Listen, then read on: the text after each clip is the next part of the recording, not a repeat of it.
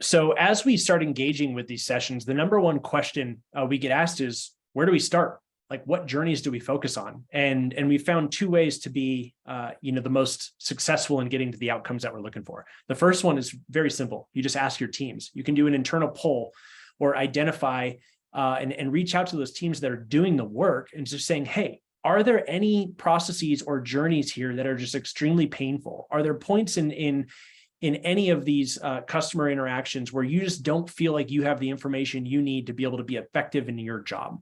And typically you can come out of there with a handful of scenarios in which the teams will be focused on areas that can really help them in their day-to-day. And if you're helping them, then you're helping the customer experience. And that has been the number one easiest way to identify which is the best customer journey to start on.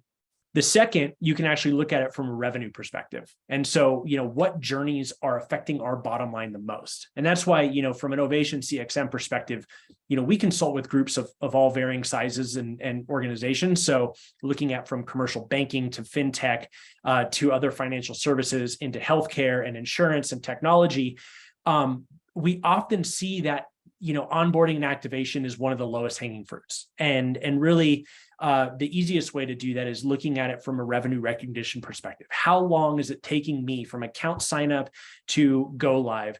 And how can I shorten that? Again, by 15 to 20% by making small but effective changes in that customer journey. So just a flashback to kind of how we typically get started. First and foremost, ask your teams. That is the most effective way to find out which journeys are broken and which can be enhanced the quickest. The second, you can do a look from a revenue perspective or from an operational perspective. Where do I think I can drive the most value to my bottom line in enhancing this customer journey?